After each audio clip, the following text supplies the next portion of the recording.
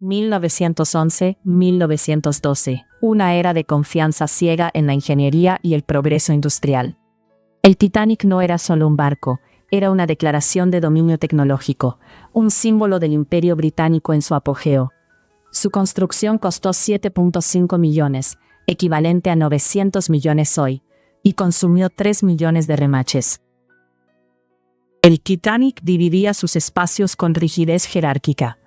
Primera clase ocupaba los puentes superiores con salones de mármol, bibliotecas y piscinas. Segunda clase tenía comedor de caoba y salón de fumar. Tercera clase compartía camarotes de 6 personas y baños comunes. Esta arquitectura física reflejaba la estratificación social británica prebélica. 324 pasajeros de primera clase, 284 de segunda, 710 de tercera. Los historiadores como David Butler señalan que la distribución de botes salvavidas, solo 20 para 2.224 personas, fue calculada según el estándar legal de 1894, no por capacidad real. La tripulación, compuesta por 899 personas, recibió instrucción mínima en manejo de botes. Ninguno había participado en simulacros completos. Capitán Edward John Smith, veterano de 40 años en la mar, había navegado el Atlántico 200 veces sin incidentes graves. Su famosa frase, "No, ni siquiera Dios podría hundir este barco", no aparece en registros contemporáneos, pero sí se atribuye a él en testimonios posteriores, recogidos por el periodista Philip A. S. Franklin en 1912. Historiadores como Richard Howells advierten que esta cita se consolidó como mito cultural, más que como evidencia documental. El diario oficial del barco nunca la registra. Smith representaba la confianza victoriana en el control humano sobre la naturaleza. Una actitud que, según el sociólogo Ulrich Beck, caracterizó la modernidad temprana, donde el riesgo técnico se subestimaba sistemáticamente. Thomas Andrews, jefe de diseño de Harland & Wolff, embarcó en el Titanic no como pasajero, sino como observador técnico, una práctica común para ingenieros navieros. Durante la colisión, fue uno de los primeros en inspeccionar los compartimientos dañados. Sus cálculos precisos determinaron que el barco se hundiría en menos de 2 horas. Testimonios de supervivientes como Archibald Gracie lo describen caminando solo por los puentes superiores, mirando el techo del salón de fumar, diciendo: "Esto es terrible". Andrews murió en el desastre, rechazando un asiento en un bote salvavidas. Su decisión ha sido interpretada por historiadores como una forma de responsabilidad ética profesional, no solo heroísmo personal. El 10 de abril de 1912, el Titanic zarpó de Southampton con 2.224 personas a bordo, 1.317 pasajeros y 907 tripulantes. Hizo escalas en Cherburgo, Francia, y Queenstown, Irlanda, donde embarcaron 123 pasajeros más. Entre ellos, el periodista William Thomas Stead, quien había escrito una historia de ficción sobre un barco llamado Majestic que se hundía tras chocar con un iceberg. Las condiciones meteorológicas eran excepcionalmente tranquilas. Cielo despejado, mar lisa, temperaturas bajo cero, ideal para la navegación, pero también para la formación de icebergs invisibles bajo la superficie. La velocidad promedio mantenida fue de 22 nudos, 41 km por hora, cerca de su máxima capacidad. Una decisión criticada posteriormente por el Comité de Investigación británico, como innecesariamente arriesgada en aguas conocidas por icebergs. A las 23:40 horas, el vigía Frederick Fleet avistó un iceberg directamente frente al barco y gritó: "Iceberg a la vista". El timonel Robert Hitchens intentó virar a estribor, pero el Titanic, por su inercia masiva, no pudo evitar el impacto, una raspadura de 300 pies a lo largo del costado de babor, abriendo 5 de los 16 compartimentos estancos. El ingeniero naval Edward Wilding confirmó que la inundación superaba la capacidad de flotabilidad diseñada. Con 5 compartimentos llenos, el barco se hundiría. Con 6 o más, era inevitable. El capitán Smith ordenó preparar los botes salvavidas a las 00:05, pero la primera señal de socorro no se envió hasta las 00:15, y el primer bote fue bajado a las 00:45, con solo 28 personas en un bote diseñado para 65. Solo 20 botes salvavidas estaban a bordo, suficientes para 1.178 personas, menos de la mitad de los que viajaban. La normativa británica de 1894 exigía botes solo según el tonelaje, no según la cantidad de personas. El Titanic cumplía ampliamente esa ley obsoleta. La evacuación fue caótica. Muchos botes se bajaron medio vacíos por miedo a que se rompieran.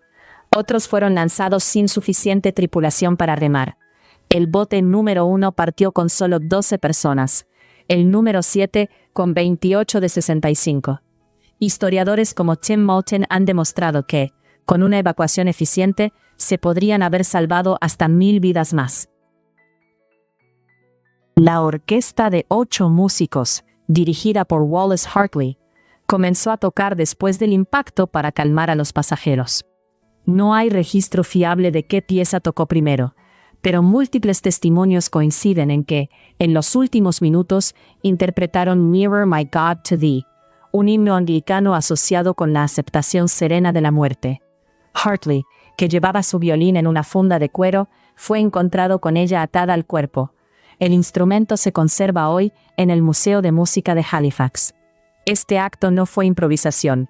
Era parte de los protocolos de la White Star Line para mantener el orden durante emergencias, una práctica documentada en manuales de la época, aunque rara vez puesta a prueba con tal intensidad.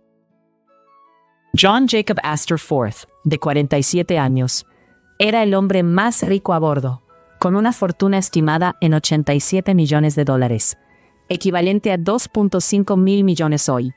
Viajaba con su esposa embarazada, Madeleine, de 18 años. Ambos habían estado en Egipto y Europa, regresando a Nueva York para el nacimiento del bebé. Cuando le ofrecieron un asiento en el bote número 4, Astor insistió en que su esposa subiera primero. Ella sobrevivió. Él se quedó atrás y murió en el agua helada. Su cuerpo fue recuperado días después, con su reloj de bolsillo detenido a las 2:20, la hora exacta del hundimiento final. Su historia ilustra la tensión entre privilegio y destino. Incluso la riqueza más extrema no podía comprar tiempo ante el frío del Atlántico. El hundimiento del Titanic no fue solo una tragedia marítima. Marcó simbólicamente el fin de la confianza inquebrantable en el progreso técnico sin límites. Historiadores como Walter Lord y más recientemente Deborah O'Malley, en Titanic: A Cultural History 2021, lo describen como el primer desastre moderno globalmente mediado. Sus noticias llegaron en tiempo real vía telégrafo inalámbrico, generando 24 horas consecutivas de titulares en 37 países. La cobertura del New York Times del 16 de abril de 1912 ocupó 12 páginas, una extensión sin precedentes para una noticia internacional. Este evento reconfiguró la relación entre tecnología, responsabilidad estatal y ética corporativa, impulsando la Convención Internacional para la Seguridad de la Vida Humana en el Mar, SOLAS, de 1914, la primera regulación marítima global vinculante. La película Titanic, 1997 de James Cameron, con 2.2 mil millones en ingresos globales, no solo rompió récords, reactivó el interés histórico con rigurosidad documental inédita.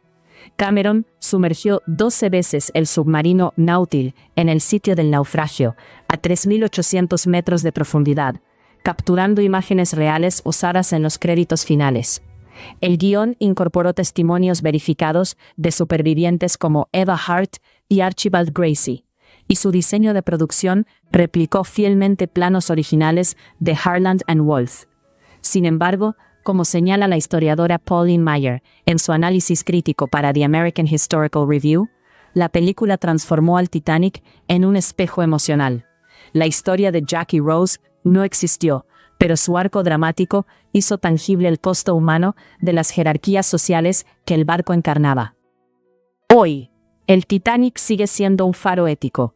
Cada expedición al pecio, como la de Ocean Gate en 2023, revive debates sobre explotación turística, patrimonio subacuático y justicia climática.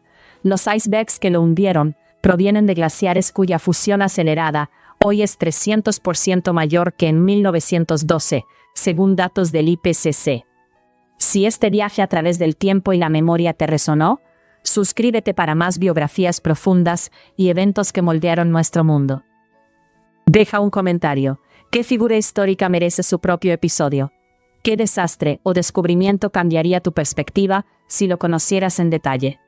Tu voz ayuda a dar forma a esta historia colectiva.